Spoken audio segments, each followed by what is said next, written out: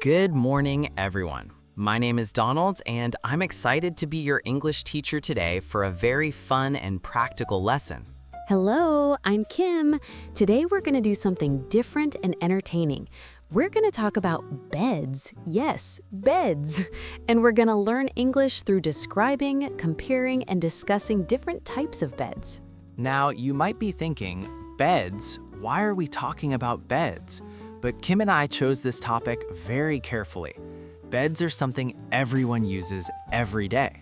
We all sleep, we all have preferences, and talking about beds gives us the perfect opportunity to practice descriptive language in English. Exactly, Donald, and this lesson is going to be interactive. We'll describe different types of beds, teach you useful vocabulary, and then we'll ask you to think about which bed you would want in real life. This makes the learning personal and memorable. Before we start describing beds, let's learn some essential vocabulary. The first word is mattress. A mattress is the thick, soft pad that you lie on when you sleep. It's the most important part of a bed. Some mattresses are firm, that means hard. Some are soft. Some are in between. Another important word is frame. The bed frame is the structure that holds the mattress. It can be made of wood, metal, or other materials. Some frames are simple and plain, others are decorative and fancy. Let's learn the word headboard. The headboard is the vertical board or panel at the head of the bed, the part where you put your pillows. Some headboards are tall and elaborate. Some are short and simple. Some beds don't have headboards at all. We should also understand bedding. Bedding refers to all the fabric items on a bed, the sheets, the blankets, the comforter, the pillowcases. Good bedding is essential for comfortable sleep. Another useful term is king size, queen size, or twin size. These describe the dimensions of beds. A twin size bed is small, meant for one person. A queen size bed is medium, comfortable for one or two people. A king size bed is very large, spacious for two people. Let's also learn comfortable and uncomfortable. When something is comfortable, it feels good, relaxing, pleasant. When something is uncomfortable, it feels bad, awkward, unpleasant. Comfort is the most important quality in a bed.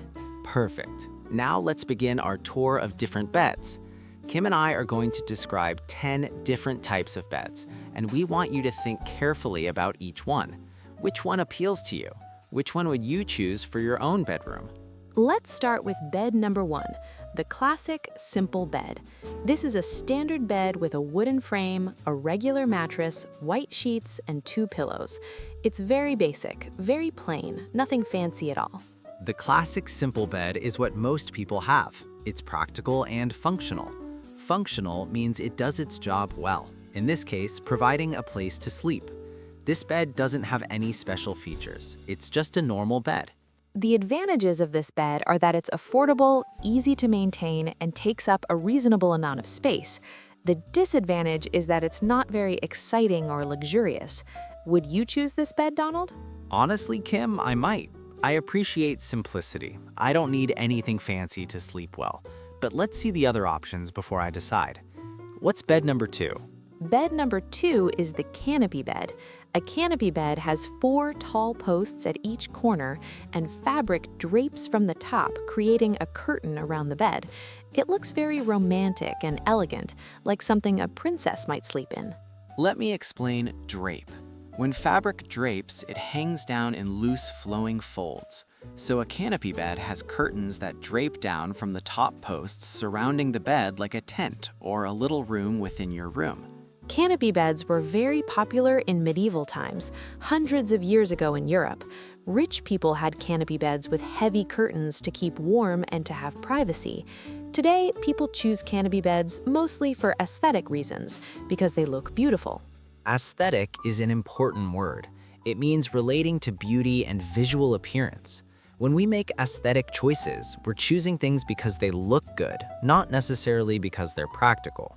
The advantages of a canopy bed are that it's very beautiful, romantic, and makes you feel special.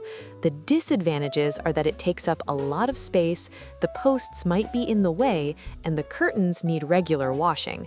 Would you want this bed, Donald? I admire the beauty, but I think I would feel claustrophobic. Claustrophobic means feeling trapped or confined in small spaces. Those curtains might make me feel like I'm in a box. But I can understand why someone who loves romance and elegance would choose this bed. Let's move to bed number 3, the platform bed. A platform bed sits very low to the ground. Instead of a traditional frame with space underneath, it has a solid platform. The mattress sits directly on this flat surface. Platform beds have become very popular in recent years, especially in modern and minimalist bedroom designs. Minimalist means simple, with very few decorative elements, clean lines, and uncluttered appearance. The advantages of a platform bed are that it looks sleek and modern. It's very stable because the mattress doesn't move around, and it can make a small room look bigger because it's low to the ground. The disadvantage is that there's no storage space underneath the bed. Many people use the space under their bed for storage, for boxes, extra blankets, suitcases. With a platform bed, you lose that storage space. But the clean, modern look might be worth it to some people. This bed appeals to me, Kim. I like the simplicity. I can see that. Now let's talk about bed number 4, the adjustable bed. This is a high-tech bed where you can use a remote control to adjust the position. You can raise the head of the bed, raise the foot of the bed, or adjust both at the same time. Adjustable beds were originally designed for hospitals and for elderly people who have difficulty getting in and out of regular beds. But now, many healthy people choose adjustable beds for the comfort and convenience. The advantages are enormous. You can raise the head to read or watch television comfortably. You can raise the feet to improve circulation in your legs. You can find the perfect position for sleeping. Some adjustable beds even have massage features. The disadvantages are the cost. Adjustable beds are expensive, and the complexity. There are motors and electronics that might break down. Also, some people find the mechanical sounds annoying when the bed moves. Would you want an adjustable bed, Donald? I'm very tempted. As I get older, I notice that I like to prop myself up with pillows when I read in bed. An adjustable bed would be perfect for that, but the cost might stop me. Let's continue. What's bed number 5? Bed number 5 is the bunk bed. A bunk bed has 2 beds stacked vertically, one bed on top, one bed on bottom. It's designed to save space by using vertical space instead of floor space. Bunk beds are very common in children's rooms, especially when siblings share a room. Siblings means brothers and sisters. Bunk beds are also common in dormitories, military barracks, and hostels, places where many people sleep in one room. The advantages are obvious. Space efficiency. If you have a small room and need beds for 2 people, a bunk bed is perfect. It can also be fun for children. They often argue about who gets to sleep on the top bunk. The disadvantages are that the person on the top bunk has to climb a ladder every night, which can be difficult or dangerous. Also, the top bunk can feel claustrophobic because the ceiling is close to your face. And if you're an adult, bunk beds aren't very elegant or mature looking. Would you ever choose a bunk bed, Donald? At this stage of my life, no. But when I was a child, I would have loved it. I remember visiting my cousin who had a bunk bed, and I thought it was the most exciting thing in the world to sleep on the top bunk. It felt like an adventure. That's a lovely memory. Let's move to bed number 6, the water bed. A water bed has a mattress filled with water instead of springs or foam. You literally sleep on water. Water beds were extremely popular in the 1970s and 1980s, about 40 or 50 years ago. Many people thought they were the future of sleeping technology, but today they're much less common. The advantages are that water beds conform to your body shape perfectly. Conform means to adjust to match. The water moves and shapes itself around your body, which can be very comfortable. Also, water beds can be heated, which is wonderful in cold weather. The disadvantages are significant. First, water beds are extremely heavy. Water weighs a lot. You need a very strong floor to support a waterbed. Second, if the waterbed gets punctured, if it gets a hole, Water will leak everywhere and flood your room. Third, the movement of the water can make some people feel seasick. Seasick is when you feel nauseous because of the rocking motion of a boat on water. Some people feel the same way on waterbeds because the mattress moves when you move. Would you want a waterbed, Kim? Absolutely not. I like stability when I sleep. The idea of floating and moving all night sounds terrible to me. But I know some people love waterbeds. It's very personal preference. Agreed. Now let's discuss bed number 7, the adjustable bed. This is a high-tech bed where you can use a remote control to adjust the position. You can raise the head of the bed, raise the foot of the bed, or adjust both at the same time. Murphy beds are named after William Murphy, who invented them in the early 1900s. They're also called wall beds or fold-down beds. They're perfect for small apartments or studio apartments where space is very limited. A studio apartment is a small apartment with just one main room that serves as bedroom, living room, and sometimes kitchen all in one space. In a studio apartment, a Murphy bed is brilliant because during the day, your bedroom becomes your living room. The advantages are the space-saving benefit and the versatility. Versatility means the ability to adapt to different uses. Your room can transform from bedroom to living room easily. The disadvantages are that you have to make and unmake your bed every single day, and Murphy beds can be expensive to install. I lived in a studio apartment when I was in university, and I would have loved a Murphy bed. Instead, I had a regular bed that took up half my room all the time. But now that I have more space, I wouldn't need one. Let's move to bed number 8, the 4-poster bed. This is similar to a canopy bed, but without the fabric draping. It has 4 tall, decorative posts at each corner, but the top is open. 4-poster beds are very traditional and elegant. They were popular in the 18th and 19th centuries among wealthy families. The posts were often carved with beautiful designs or painted with gold leaf. The advantages are the aesthetic beauty and the sense of grandeur. Grandeur means magnificence, impressiveness, the quality of being grand. A 4-poster bed makes a bedroom look impressive and elegant.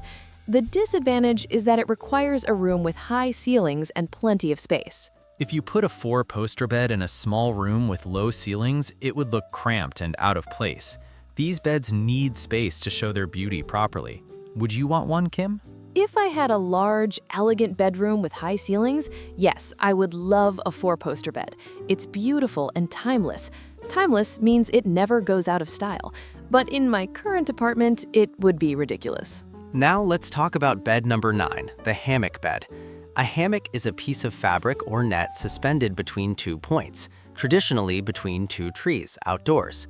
You lie in it and it swings gently. Some people use hammocks as their regular bed indoors. They attach hooks to the walls or ceiling and hang the hammock there. It's unconventional, but some people swear by it. Unconventional means not following traditional ways, unusual, different from what most people do.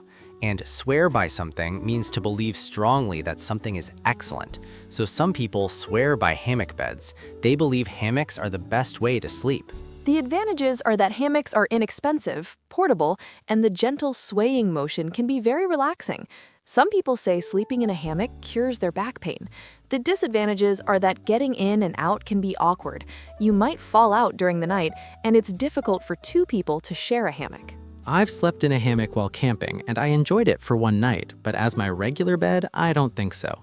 I like the stability of a regular mattress. What about you, Kim? I'm with you, Donald. Hammocks are fun occasionally, but not as a permanent sleeping arrangement.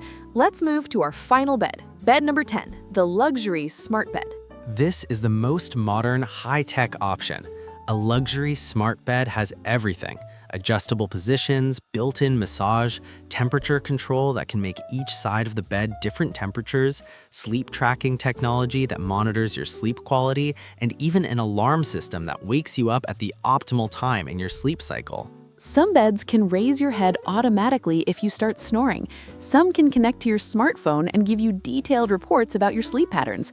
Some have built-in speakers for music. It's like sleeping in a spaceship. The advantages are incredible comfort and technology. If you want the absolute best sleep experience with every possible feature, this is it. The disadvantage is the cost. These beds can cost thousands and thousands of dollars, as much as a car. Also, all that technology means more things that can break down, and some people might find all the features overwhelming. Overwhelming means too much to handle, more than you can comfortably deal with. So, Kim, we've now described 10 different beds. Which one would you want in real life? That's a difficult choice. Let me think about my priorities. I value comfort above everything else. I also have some back pain occasionally, so I need good support. I appreciate modern design, and while I would love all the features of the luxury smart bed, I can't afford it. So, what's your choice? I think I would choose the adjustable bed. It gives me the flexibility to find comfortable positions for reading and sleeping. It helps with back pain, and while it's expensive, it's more affordable than the luxury smart bed. The health benefits would be worth the investment. That's a thoughtful choice, Kim. For me, I'm torn between the platform bed and the adjustable bed. I love the minimalist aesthetic of the platform bed. It matches my personality and my home decor, but the functionality of the adjustable bed is very appealing. Which one would you choose if you had to decide right now? I think I would choose the platform bed. I'm relatively young and healthy, so I don't need the adjustable features yet. The clean, modern look of the platform bed brings me joy every time I see it, and in life, having things that bring you joy is important. I respect that choice. Now, everyone listening, we want you to think about this question too. Which bed would you want in real life? Think about your priorities. Do you value aesthetics or functionality? Do you need special features for health reasons? Do you have space constraints? What's your budget? All these factors should influence your decision. Now let's discuss what we've learned today from a language perspective. We've learned so much vocabulary related to furniture, homes, and sleeping. Mattress, frame, headboard, bedding, canopy, platform, adjustable, bunk bed, waterbed, Murphy bed, four-poster, hammock. We've also learned important adjectives for describing things: comfortable, uncomfortable, functional, aesthetic, elegant, romantic, simple, modern, minimalist, luxurious, practical, versatile, stable, claustrophobic, overwhelming. From a grammar perspective, we practiced comparative structures. We compared one bed to another. This bed is more comfortable than that bed. The adjustable bed is more expensive than the platform bed. Comparatives are essential in English when making decisions. We also practiced expressing preferences and opinions. We used phrases like, I would choose, I prefer, this appeals to me, I value, my priority is. These phrases are crucial when discussing preferences in English. Another important language skill we practiced is giving advantages and disadvantages. This is a very useful structure in English. We say the advantage is and the disadvantage is. This balanced way of thinking helps you analyze options clearly. Let me teach you some additional useful phrases for expressing preferences. You can say, if I had to choose, I would pick. Given the option, I would go with. Personally, I'm drawn to. What appeals to me most about this is. I'm inclined toward. These phrases make you sound more sophisticated and fluent in English. Instead of just saying, I like this bed, you can say, what appeals to me most about this bed is the combination of comfort and elegant design. Now, let's discuss some interesting cultural aspects of beds. In different cultures, sleeping arrangements vary significantly. In Japan, many people still sleep on futons, thin mattresses that are rolled out on the floor at night and stored away during the day.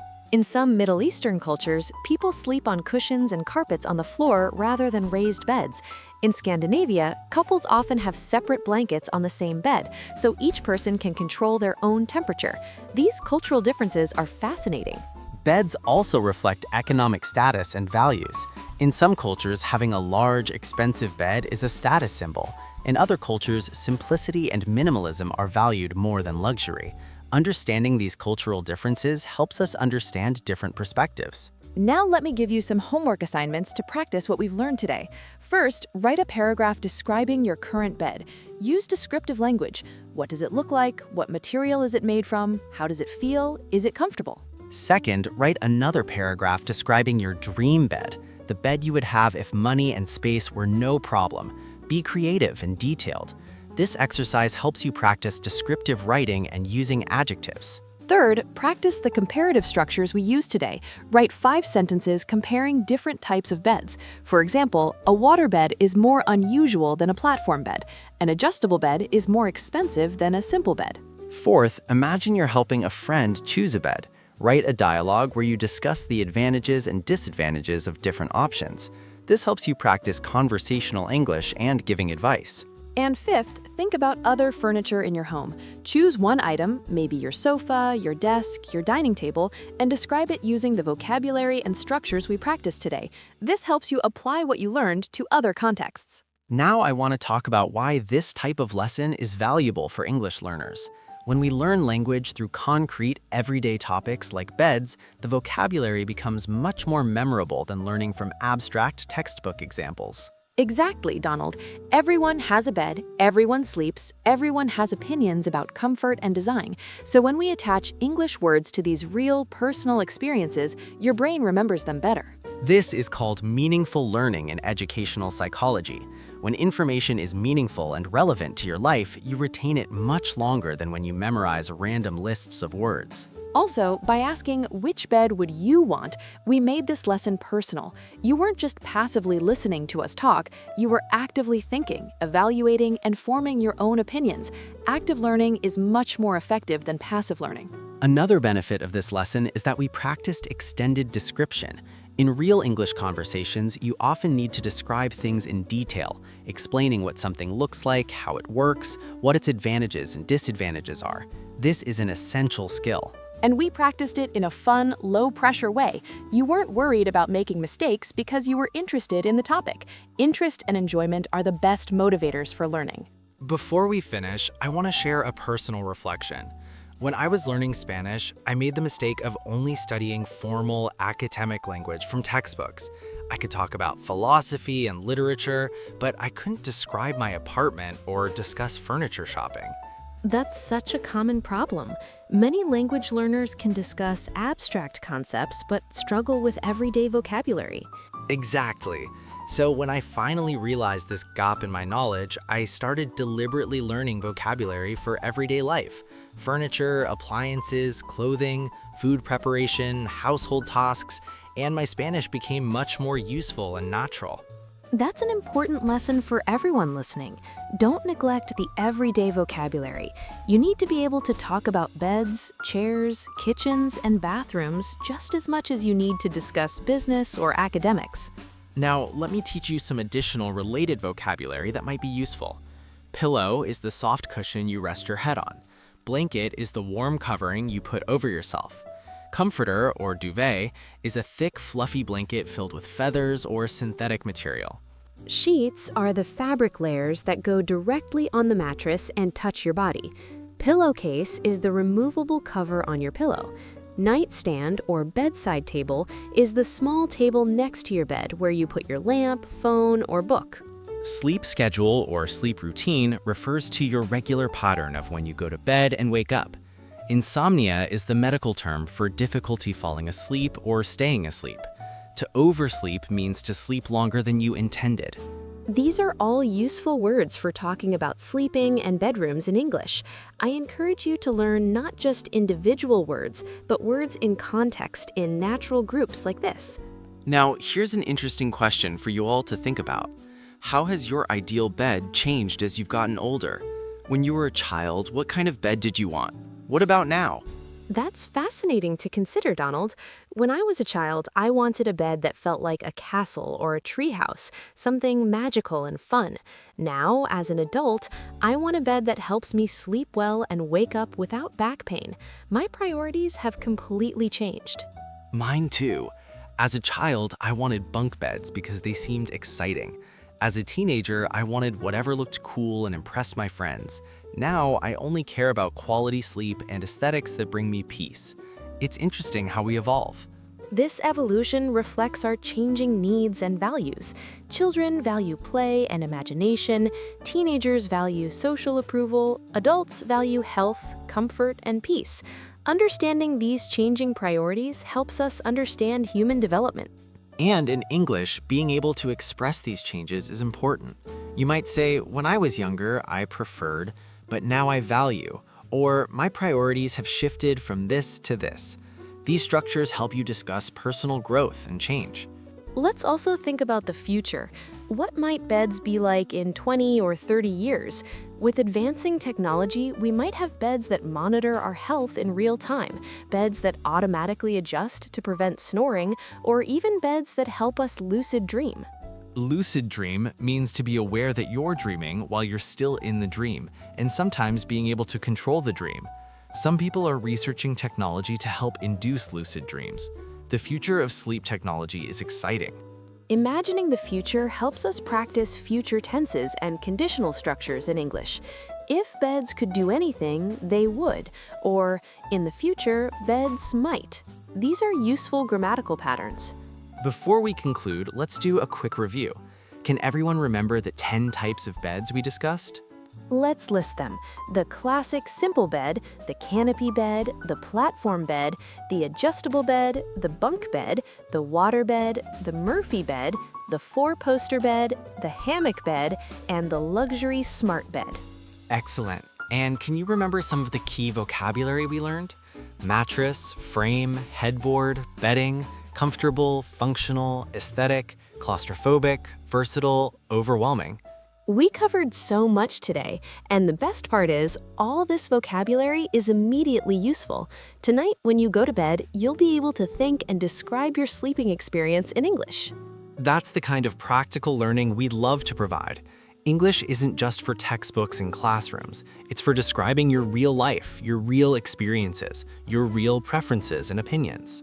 So tonight, as you lie in your bed, try thinking in English. Describe how the mattress feels. Describe whether you're comfortable. Think about whether you would prefer a different type of bed.